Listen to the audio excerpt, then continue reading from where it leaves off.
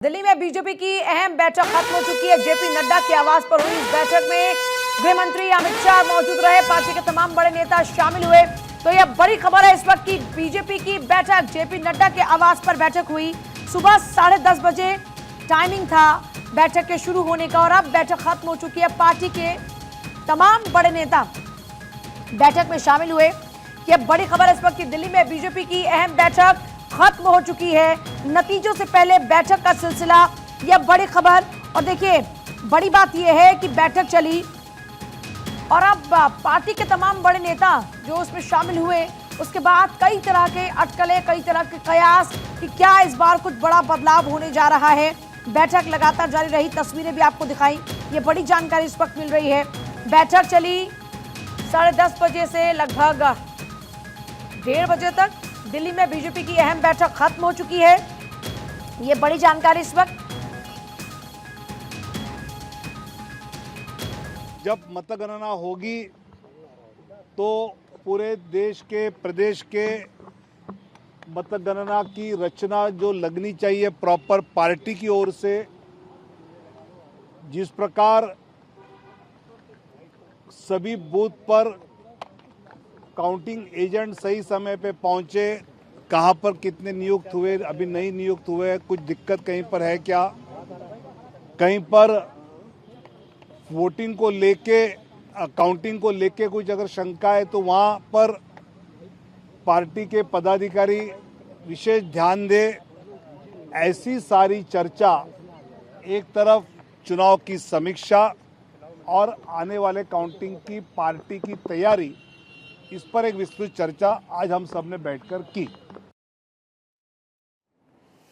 तो पार्टी ने किन पहलुओं पर चर्चा की है, इसको लेकर विनोद तावड़े जानकारी देते हुए नजर आए। जेपी नड्डा के आवास पर यह बैठक हुई।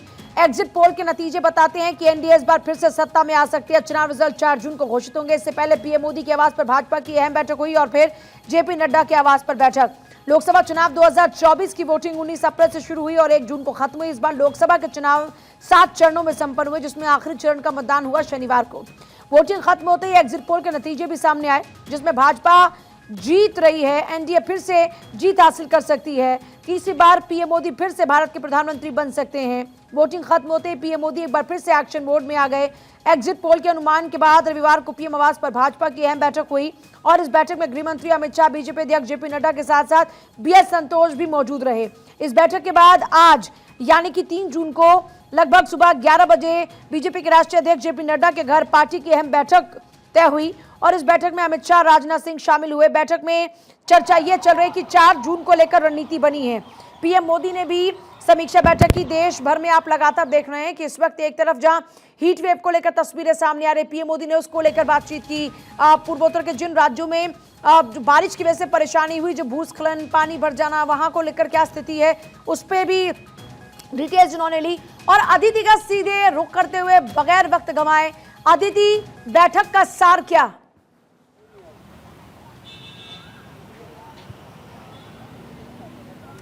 बिल्कुल, देखिए सबसे पहले तो आपको बता दें कि बैठक खत्म हो चुकी है और बैठक इसलिए खत्म हो चुकी है कि अब अमित शाह निकल चुके हैं। अगर अमित शाह अंदर रहते तो इस बात का संशय होता कि अभी कुछ तो अंदर चल रहा है। देखिए जेपी नड्डा के आवास पे 10:30 बजे बैठक शुरू हुई और 2 बजे अमित शाह यहाँ से निकले। 10:30 बजते ही अमित शाह यहाँ पर पहुंच गए थे। आपको थोड़ा क्रमांक बता देते हैं, फिर मुद्दे बता देंगे। पहला ये था कि पूर्व मुख्यमंत्री जो हैं वो यहाँ पर हरियाणा के मनोहर लाल खट्टर यहाँ पर मौजूद थे। वो अंदर यहाँ पर आए थे। पहले लगभग आधा पौन घंटा केवल जेपी नड्डा, मनोहर लाल खट्टर और अमित शाह के बीच में मुलाकात हुई। अब मुद्दा ये है कि जाहिर तौर पे तीनों के बीच मुलाकात हुई तो हरियाणा को लेकर कुछ खास बात हुई होगी। उसके बाद हम आपको बता दें कि धीरे धीरे राजनाथ सिंह पहुंचे, फिर विनोद तावड़े पहुंचे, फिर तमाम जो जनरल सेक्रेटरीज हैं, अलग अलग प्रदेश के प्रभारी हैं, वो यहाँ पर पहुंचे।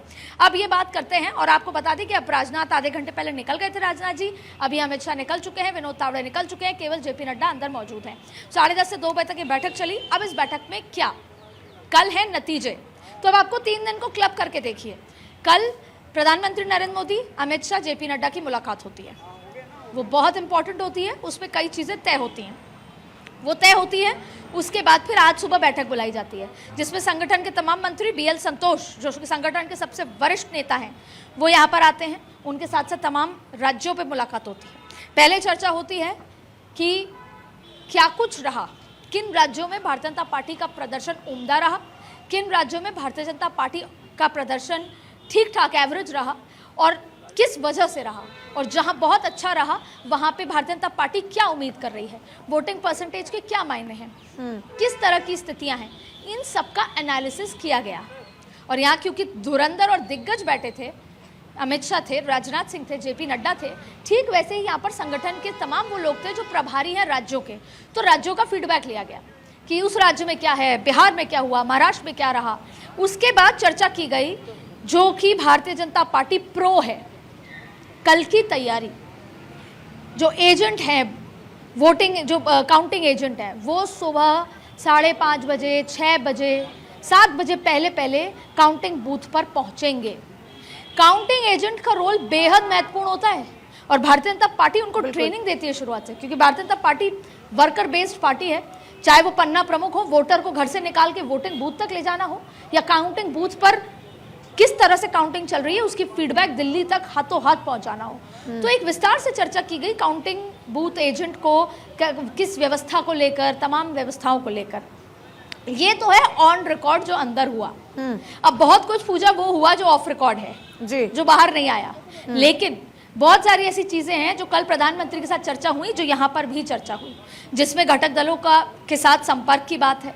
आज नीतीश कुमार के साथ तस्वीरें देखी, टेलीफोनिक कॉन्वर्सेशन एनडीए के सभी परिवार वालों के साथ कर ली गई है और दिग्गज नेता द्वारा की गई है। इसके अलावा जो एनडीए के सदस्य नहीं हैं या एनडीए के दल नहीं हैं या जो निर्दलीय जिताऊ उम्मीदवारी है, उनसे भी भाजपा ने संपर्क साधा है, ऐसा सूत्र बताते हैं।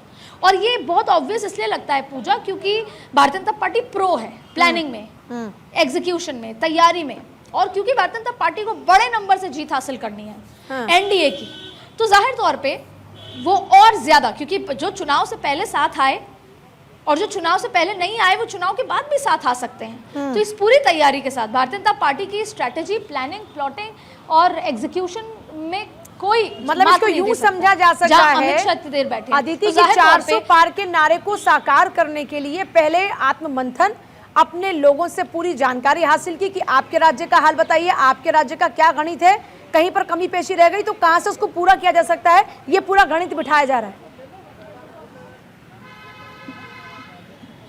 हाँ, बिल्कुल आपने सही कहा पूजा कि कैसे कोई कमी पेशी, और जाहिर तौर पर देखिए भारतीय जनता पार्टी ने हर फेज के बाद उसका निचोड़ निकाल लिया था। हर फेज के बाद निचोड़ निकाल के, तो उनके पास डेटा के मास्टर हैं, तो डेटा तो सारा है। लेकिन अभी यह है कि पहला तो काउंटिंग बूथ दुरुस्त रहना चाहिए, एजेंट वहाँ पर टाइम से पहुँचे, दुरुस्त हो, गर्मी बहुत है, व्यवस्थाएं कुछ लेकर। लेकिन उसके पर्दे के पीछे देखिए एक इसमें अश्विनी वैष्णव का बहुत महत्वपूर्ण रोल है। मैं कल आज सुबह से कह रही हूँ, अश्विनी वैष्णव भले ही पिक्चर में आगे नहीं दिख रहे, लेकिन अश्विनी वैष्णव ने राजस्थान में भी जैसे कई निर्दलीय चेहरे हैं, हमें सूत्रों ने बताया कि उन लोगों से दिल्ली बीजेपी ने संपर्क किया है। वैसे ही बहुत सारे ऐसे दल जिसके साथ भले ही चुनाव में आमने सामने रही हो भाजपा, लेकिन अभी दोनों के बीच में वार्तालाप शुरू हुई है। वो फाइनल मोड तक पहुंचती नहीं पहुंचती एक अलग बात है। और भारतीय जनता पार्टी आप अच्छे से जानते हैं कि जैसे उसकी स्ट्रैटेजी है वो बहुत अलग तरीके से है। तो बहुत सारे ऐसे दल, फॉर एग्जाम्पल एआईडीएमके का जिक्र करते हैं। एआईडीएमके एक समय पर भारतीय जनता पार्टी के साथ थी, इस बार अलायंस में नहीं थी। माना ये भी जा रहा है कि वो संपर्क में है। हालांकि पर्दा धीरे धीरे उठेगा, लेकिन पूजा मैं एक बार फिर बॉटम लाइन यही कहूंगी कि भारतीय जनता पार्टी के तरकश में अभी बहुत तीर बाकी हैं। भारतीय जनता पार्टी और नरेंद्र मोदी, अमित शाह के स्टाइल ऑफ वर्किंग में सरप्राइजेस बहुत होते हैं, इसलिए अगले 48 घंटे में तरकश से तीर निकलेंगे और बहुत सारे पिटारे में से सरप्राइजेस निकलेंगे जो अभी देश को देखना बाकी है। तो पूरी तैयारी के साथ, जैसे कहते हैं ना कि पुल अप योर सॉक्स, या जैसे कहते हैं कि Bhajpa never leaves any stone unturned, इन तमाम चीजों को। और आपको एक और अपडेट दे देते हैं, पीयूष गोयल भी अंदर मौजूद थे। पीयूष गोयल एक और वो सिपाही हैं जो फिनेंस मिनिस्टर भी रह चुके हैं। पीयूष गोयल वो सिपाही हैं जो प्रधानमंत्री मोदी के बेहद करीबी हैं और वो भी प्लानिंग एग्जीक्यूशन में माहिर माने जाते हैं। पीयूष गोयल का भी यहाँ होना, क्योंकि वो संगठन मंत्री तो नहीं है, लेकिन इससे ये दर्शाता है कि राजनाथ सिंह, पीयूष गोयल, अमित शाह का यहाँ होना ये साफ दर्शाता है कि बेहद महत्वपूर्ण चर्चाएं, बेहद महत्वपूर्ण फैसले अंदर लिए गए हैं। और अगर फैसले कल प्रधानमंत्री के साथ ले लिए गए थे, तय कर लिए गए थे, तो आज उनके एग्जीक्यूशन पर काम हो रहा है। देखिए तरुण चुग भी बाहर निकलते नजर आ रहे हैं, उससे पहले पीयूष गोयल बाहर निकलते हुए नजर आए थे। तो ये तमाम लोग हैं जो यहाँ पर थे, और अब बैठक को पूरी तरीके से कॉल ऑफ कह दिया जा सकता है कि ओवर हो गई है। मैंने गलत शब्द का इस्तेमाल किया, कॉल ऑफ। बैठक पूरी तरीके से ओवर हो गई है, अब ये कह दिया जा सकता है जेपी नड्डा के आवाज से।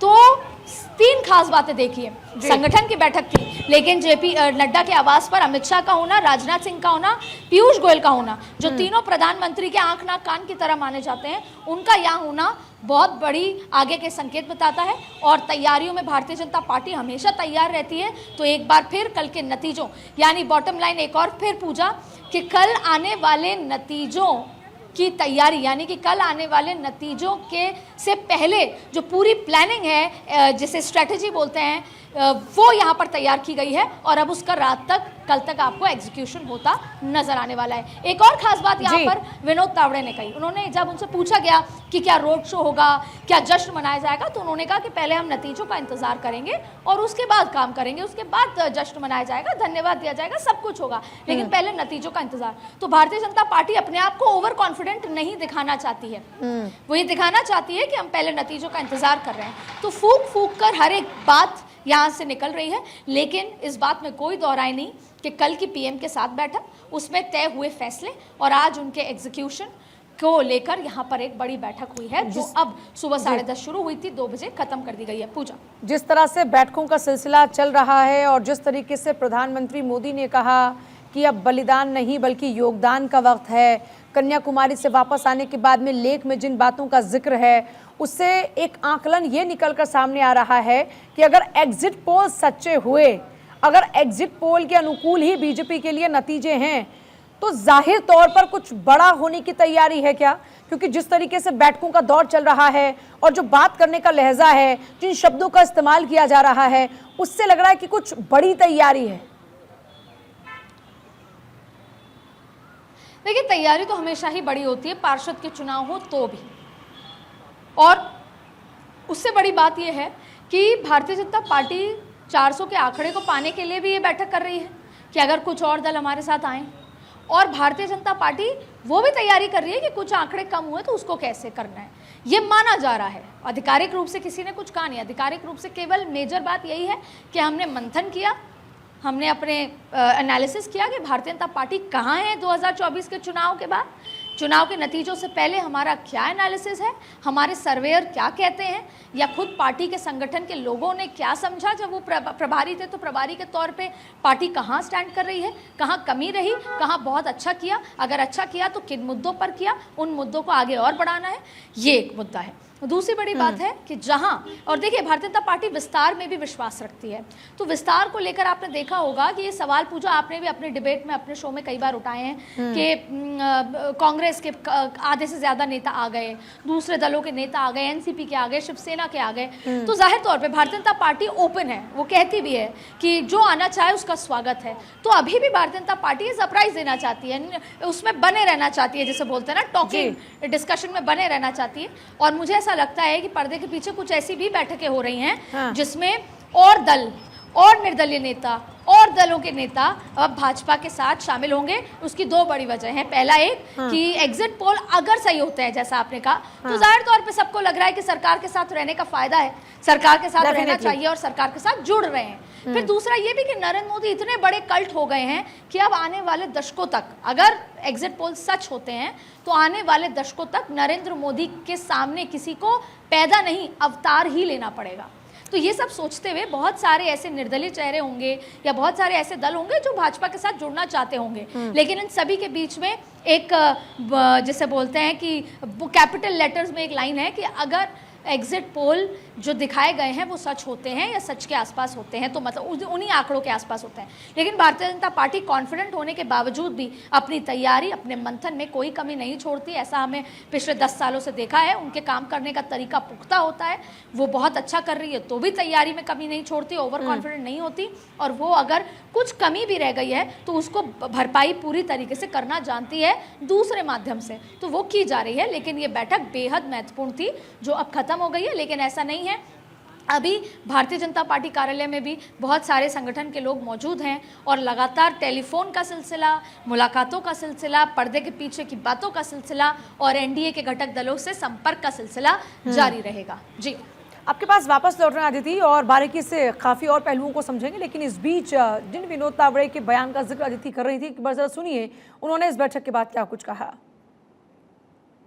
जब मतगणना होगी तो पूरे देश के प्रदेश के मतगणना की रचना जो लगनी चाहिए प्रॉपर पार्टी की ओर से, जिस प्रकार सभी बूथ पर काउंटिंग एजेंट सही समय पे पहुंचे, कहां पर कितने नियुक्त हुए, अभी नहीं नियुक्त हुए, कुछ दिक्कत कहीं पर है क्या, कहीं पर वोटिंग को लेके काउंटिंग को लेके कुछ अगर शंका है तो वहां पर पार्टी के पदाधिकारी विशेष ध्यान दे। ऐसी सारी चर्चा, एक तरफ चुनाव की समीक्षा और आने वाले काउंटिंग की पार्टी की तैयारी, इस पर एक विस्तृत चर्चा आज हम सब ने बैठकर की। तो दिल्ली में बीजेपी की अहम बैठक खत्म हो चुकी है। जेपी नड्डा के आवास पर यह बैठक हुई। बैठक के बाद विनोद तावड़े की प्रतिक्रिया, जिसमें वो कहते हुए नजर आ रहे हैं कि किस तरीके से जब काउंटिंग होगी तो उस दौरान में हम लोग किस तरीके से एक्टिव रहने वाले हैं। बैठक में चुनाव पर भी समीक्षा हुई है। तो देखिए, ये एक बड़ी खासियत है बीजेपी की कि चुनाव खत्म होता नहीं कि उससे पहले समीक्षा होनी शुरू। अदिति ने बड़ी यहाँ पर एक बखूबी बात कही कि हर चरण के साथ साथ समीक्षा शुरू हुई और अब यह आखिरी समीक्षा थी और इस समीक्षा में आगे की प्लानिंग पर जोर दिया जा रहा है। अदिति लगातार वहां पर हैं। Aditi, what next? आपके सोर्सेज क्या कहते हैं? देखिए, कल सबसे पहले तो आपने समीक्षा की बात की थी, मैं उस पर कुछ ऐड ऑन इसलिए करना चाहूँगी कि आदमी समीक्षा से कितना आगे निकलता है और समीक्षा ना करने से कहाँ रह जाता है, वो इस बात का उदाहरण है। क्योंकि मैं लंबे समय से भारतीय जनता पार्टी भी कवर कर रही हूँ और कांग्रेस भी कवर कर रही हूँ। 2014 के चुनाव के नतीजे आते हैं और कांग्रेस के आंकड़े बहुत अच्छे नहीं आते, तो बहुत सारे नेता कांग्रेस छोड़ के जब जाते हैं, सीनियर नेता गुलाम नबी आज़ाद को मिलाकर ये बात मैं कह रही हूँ, कपिल सिब्बल को मिलाकर मैं ये बात कह रही हूँ, वो ये कहते हैं कि 2014 के नतीजे आए और एक भी मंथन नहीं हुआ कि हम हारे क्यों, वजह क्या रही कि देश की जनता ने हमें एकदम सत्ता से बाहर निकाल दिया और वो भी इस तरह। फिर 2019 के नतीजे आते हैं और राहुल गांधी राष्ट्रीय अध्यक्ष पद से इस्तीफा दे देते हैं और वो ये उम्मीद करते हैं कि हर आदमी जो पद पर था, जो जिम्मेदार था कि वो अपने अपने राज्यों में या देश में अच्छा चुनाव प्रचार करेगा, वो इस्तीफा दे, ये जिम्मेदारी लेते हुए, जैसे उन्होंने बतौर राष्ट्रीय अध्यक्ष लिया, लेकिन किसी ने इस्तीफा नहीं दिया। और उस समय जब एक भीड़ की तरह लोगों ने कांग्रेस को छोड़ा, तो जो बहुत सारे इश्यूज थे, जिसमें पहला था कि राष्ट्रीय नेतृत्व मिलता नहीं है, दूसरा इशू यही था कि राष्ट्रीय नेतृत्व चर्चा नहीं करता, मंथन नहीं करता, समीक्षा नहीं करता। समीक्षा कितनी महत्वपूर्ण है ना। 2014 के हार की समीक्षा हुई और यहाँ तक कि 2019 के हार की भी समीक्षा नहीं हुई, यहाँ तक कि राज्यों के चुनाव के हारने की भी समीक्षा नहीं हुई। और ये मैं जिम्मेदारी से कह रही हूँ पूजा, क्योंकि मैं बीट बहुत लंबे समय से कवर कर रही थी, तो मैं देख रही थी कि वहाँ के लोगों की ये चिंता थी। और भारतीय जनता पार्टी अच्छा करे बुरा करे समीक्षा करती है। यहाँ हम किसी भी पॉलिटिकल पार्टी को की फेवर नहीं कर रहे हैं, हम ये बता रहे हैं जो ज़मीन पर काम करते हैं। देखिए, एग्जिट पोल ने बम्पर जीत दी है, उसके बावजूद भी आज समीक्षा हो रही है। लेकिन एक बात कहना यहाँ पर नहीं चूकना चाहिए कि इस बार इंडिया गठबंधन भी बहुत ज़्यादा एक्टिव है। जैसे 2 दिन पहले ही इंडिया गठबंधन की बैठक हुई, यहाँ तक कि ममता बनर्जी भी की यहाँ से भी एक प्रतिनिधित्व वहाँ पर आए। अभी भी लगातार मल्लिकार्जुन खड़गे अपने घटक दलों से लगातार बात कर रहे हैं और इस डर से बात कर रहे हैं कि कहीं कोई घटक दल एंड टाइम पे बैक ऑफ ना कर जाए। इसलिए ये मल्लिकार्जुन खड़गे की जिम्मेदारी है। हाँ। मल्लिकार्जुन खड़गे, राहुल जिसे बोलते हैं कि बिहार के लालू प्रसाद, सभी लोग जो बहुत सारे घटक दल हैं उनसे संपर्क कर रहे हैं कि आपको हो सकता है फ़ोन आए, आपको हो सकता है कहा जाए कि अब आप सत्ता हमारी आ रही है, आप आ जाइए, लेकिन आपको जाना नहीं है, आप उस उद्देश्य को याद रखिए कि हम जिस वजह से साथ आए। तो ये तमाम तरीके, तो इस बार भारतीय जनता पार्टी के साथ साथ खुद इंडिया गठबंधन भी बहुत ज़्यादा मुखर है अपनी प्लानिंग में, अपनी तैयारियों में। फिर भी भारतीय जनता पार्टी पार्षद से लेकर देश के चुनाव में, आपको याद होगा कि जब जनवरी में चुनाव हुए, अभी जनवरी 22 को रामलला की प्राण प्रतिष्ठा थी, लेकिन प्रधानमंत्री कहाँ थे? दक्षिण में थे। तो उनको पता था कि कैसे किस किस पॉइंट्स को जोड़ना है, साधना है, लेना है। और आज अगर कोई बढ़त की बात हम करते हैं कि नरेंद्र मोदी के आंकड़ों में बढ़त है या बीजेपी के आंकड़ों में बढ़त है, तो वो बढ़त का सबसे बड़ा कारण है कि मिशन साउथ को बहुत बखूबी तरीके से निभाया गया। हालांकि ये सारी समीक्षा कल दोपहर 12 बजे बात करने में महत्वपूर्ण रहेगी। लेकिन आपने कहा कि अंदर खाने क्या, तो अंदर खाने भारतीय जनता पार्टी हर चुनौती को फेस करने के लिए खुद को तैयार कर रहा है। फिर एक बार मैं कहूंगी कि अगर आप ये पूछें कि जेपी नड्डा के आवास पे क्या हुआ, तो मैं यही कहूंगी हर तरह की चुनौती को फेस करने के लिए प्लान तैयार किए गए हैं। चाहे आप 400 पार के आंकड़े को टच करें तो देश की जनता को कैसे संबोधन करना है, चाहे आंकड़ों में कमी आए तो उस चुनौती को कैसे फेस करना है, हर चुनौती को फेस करने की प्लानिंग अभी जेपी नड्डा के आवास पे कर ली गई है और उसका एग्जीक्यूशन भी शायद चालू हो चुका होगा। अच्छा, हरियाणा और फिर ये बिहार का कनेक्शन, नीतीश कुमार का यहाँ पर आना, ये जो बिहार वाला कनेक्शन है, पीएम मोदी से मुलाकात होना नीतीश कुमार का, इसके क्या मायने हैं? क्या बिहार में कुछ खिचड़ी पक रही है? देखिए, बिहार में हमेशा खिचड़ी पकती है, राजनीतिक खिचड़ी हमेशा पकती है। और महाराष्ट्र में इस बार पूछा, देखिए महाराष्ट्र, बिहार और उत्तर प्रदेश 80, 48 और बिहार की 40 सीटें, और इनको आप जोड़ लेंगे ना पूजा, तो आपको 130 सीटें तो वैसे ही हैं, जो कि एक बड़ा इम्पैक्ट रखती है। तो भारतीय जनता पार्टी उत्तर प्रदेश में तो शुरुआत से खुद को कॉन्फिडेंट मान रही थी, लेकिन महाराष्ट्र और बिहार के लिए भारतीय जनता पार्टी ने काफ़ी स्ट्रैटेजी अप्लाई करी और राजनीतिक रूप से काफ़ी उठापटक भी देखने को मिली। इन जनरल महाराष्ट्र में देखिए आप कैसे एनसीपी के 2 फाड़ हो गए, इसका सीधा सीधा असर देश के चुनाव पे पड़ा है। शिवसेना कैसे 2 फाड़ हो गई, सीधा सीधा असर देश के चुनाव पे पड़ा है। अब कल के नतीजे बताएंगे कि किस पार्टी में ज्यादा पड़ा है। वैसे ही बिहार ले लीजिए आप, नीतीश कुमार का एंड टाइम पर इंडिया गठबंधन को छोड़ के भाजपा के साथ आना, आरजेडी को अलग थलग करके भाजपा के साथ सरकार बनाना, 9वीं बार शपथ लेना, जाहिर तौर पे देश के इस इतने बड़े चुनाव के मानक पटल पर बहुत ज्यादा बड़ा इम्पैक्ट छोड़ा गया है। और भारतीय जनता पार्टी ने नीतीश कुमार को कई बार नकारने के बावजूद भी एक्सट्रीमली बैकवर्ड क्लास को साधने के लिए नीतीश को साथ लिया। तो जाहिर तौर पे भारतीय जनता पार्टी ने ये जो खिचड़ी बिहार में पकी है, उसमें काफी बड़ा रोल भारतीय जनता पार्टी का रहा है और भी पॉलिटिकल पार्टीज का रहा है। लालू प्रसाद तो खिचड़ी पकाने के लिए, मटन पकाने के लिए वैसे ही बहुत फेमस रहते हैं, और वो राजनीति हो तो अलग ही बात है। इसीलिए भारतीय जनता पार्टी का एनालिसिस बिहार को लेकर बहुत ज्यादा है। वो समझना चाहते हैं कि अगर भारतीय जनता पार्टी ये मान रही है कि हमारा वोट बैंक स्थायी रहा है, हमारा वोट बैंक कम नहीं हुआ है, लेकिन जेडीयू जो हमारी अलायंस है उसके वोट बैंक का क्या उसका वोट बैंक खिसक के आरजेडी के पास तो नहीं चला गया? क्योंकि भारतीय जनता पार्टी की नजर थी कि वो पिछली बार की तरह स्ट्राइक रेट 39 ही रखे, लेकिन अलायंस में सर्वे में आ रहा है कि स्ट्राइक रेट कम हो रहा है, लेकिन भाजपा का पोजीशन वहीं की वहीं बनी है, यानी कहीं ना कहीं पोजीशन जेडीयू की सवाल के घेरे में है। तो ऐसे तमाम जो खिचड़ी हुई हैं या तमाम तरीके के जो चीजें निकल कर आई हैं, उन पर मंथन हुआ है। भाजपा मंथन करती है, मंथन के बाद नतीजा निकालती है, और नतीजे के बाद अगर कोई कमी पेशी होती है तो उसकी भरपाई करती है। तो वही हो रहा है। ऐसे में आज अगर सबसे महत्वपूर्ण बात कोई है तो वो है आंकड़े। यही आंकड़े हैं जो सत्ता में आपको कितनी मजबूती से ले जाएंगे, वो है। और भारतीय जनता पार्टी डंके की चोट पर राज करना जानती है, करना चाहती है, जानती भी है। इसीलिए पिछली बार 303 थी तो बड़े फैसले लिए थे, और नरेंद्र मोदी हमेशा ये कहते हैं 370 हो या किसी भी तरह का कोई बड़ा फैसला हो, वो कभी भी 5, 10, 15 लोगों से पूछकर नहीं हो सकता। इसीलिए आज तक महिला आरक्षण नहीं मिला 27 साल जी, क्योंकि हमेशा 25 दलों से पूछना पड़ा। इसीलिए 370 नहीं हटा क्योंकि पूछना पड़ा। इसीलिए बड़े फैसले नहीं लिए गए क्योंकि पूछना पड़ा। आपको देखिए, संसद जो है, नई संसद, वो बहुत पहले उसका वो बन चुका था कि संसद बननी है। जब यूपीए की सरकार थी तब ये हो चुका था कि नई संसद को बनना है। तमाम कारण थे क्योंकि वो 100 साल पुरानी संसद हो गई थी, लेकिन तमाम दलों से पूछना, आर्थिक स्थिति नहीं बन पाई। लेकिन मोदी ने बन के दिखाया, क्योंकि बड़े फैसले अकेले ही लिए जाते हैं। हम पूजा अपने जीवन में भी कोई कड़ा फैसला लेते हैं तो खुद अकेले लेते हैं और आगे निकल जाते हैं। इसलिए भारतीय जनता पार्टी आंकड़ों पे फोकस कर रही है, ज्यादा से ज्यादा आंकड़े चाहती है। अब वो ऑटोमेटिकली 4 तारीख को आ जाए या और लोगों को जोड़ना पड़े, बस इस तरह की प्लानिंग चल रही है। बहुत शुक्रिया अदिति, बहुत ही बारीकी से पूरे विश्लेषण के लिए। लगातार देखिए अदिति वहां से पूरा कवरेज कर रही है, बैठकों में क्या चल रहा है, अंदर की खबर क्या है, पूरी विस्तार से जानकारी आपको दे रही हैं।